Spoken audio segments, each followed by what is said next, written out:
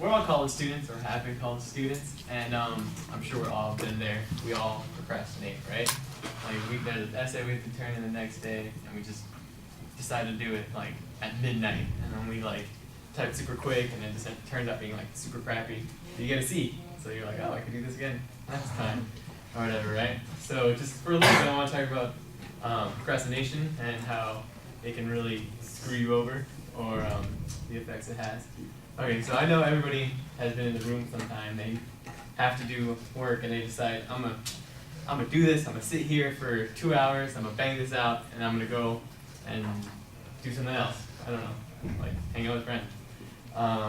But then suddenly everything in your room becomes literally the most fascinating thing in the world. And then you just pick up this pencil and you're like, oh my god, I got this when I was in 8th grade. I can't believe I still have this. And then you take it apart and then you put it back together. And then you chew off the eraser and you're like, why did I do that? I just ruined the piece of paper or pencil that I've had since 8th grade. So that's not good about procrastination because you ruin memorabilia. Okay, so then another bad part of procrastination is your sleeping pattern gets all screwed up. Like when you're doing all your work at midnight and going to sleep at 4 o'clock in the morning, waking up at 7 o'clock in the morning to turn it in, that's not good. You know, like start getting delusional and whatnot. So bring it back to the quote that I take is best preparation for tomorrow is to do today's works perfectly. So basically what this means is what you can do today, put your best effort into it, you know, like put 100% into it so that tomorrow you don't have to be worried about it like looming over your head, like, oh, tomorrow I have to work and then I have to also do an essay.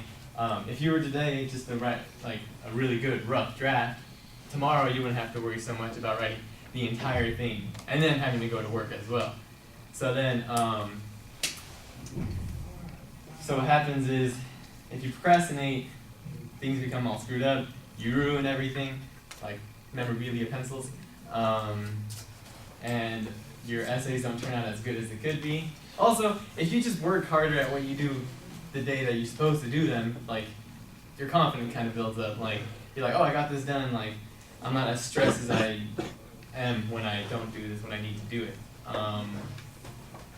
And just I don't know, just guys, put your 100% every day. Every day, put 100% in the stuff that you do. All right? It'll be amazing. You won't be all messed up all the time. You'll gain more confidence. Your stride will get better. So, put 100%. I love you all.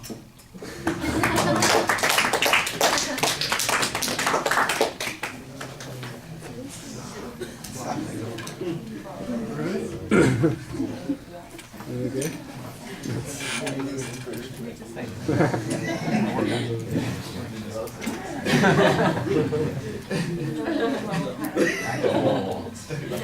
He gets an A for effort.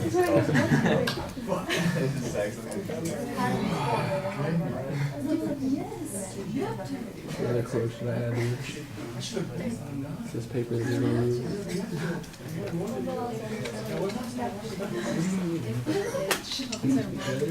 I know, that's what I had.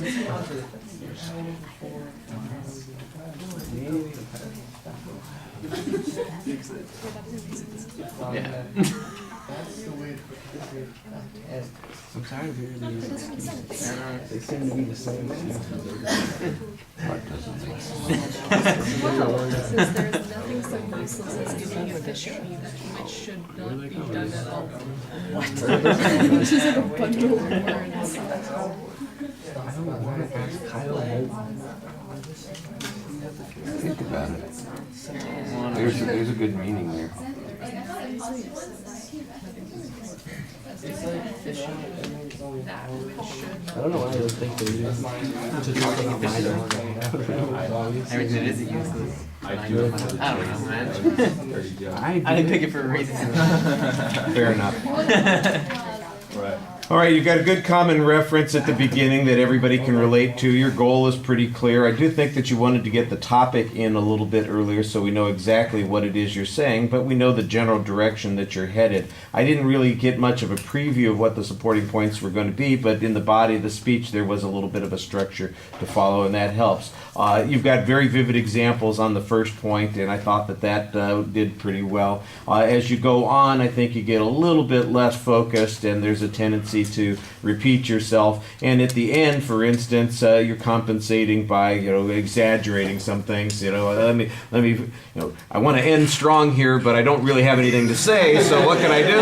I'll slap the table and make it a little bit more energetic. So it's a little bit more noticeable that that's content related there at the end. I thought your voice projected well for most of the speech, and everything. Pacing is fine. All of the paralinguistic cues are pretty solid there. The gestures, like I said, I thought they were solid at the beginning. That one thing at the end is a little bit exaggerated, and that really feels like it's kind of a desperation act instead of really being something that's focused. I think your face is very animated while you're speaking. I do think that you are doing some nervous pacing during the presentation. If you were doing a third of what you were doing, I think you would look like you were controlled and knew what you were talking about and focusing on connecting with the audience, but it's constantly back and forth and stepping from side to side. It needs to be deliberate and contained and related to what you're talking about, as opposed to this is just where the anxiety is coming out. All right. Merci.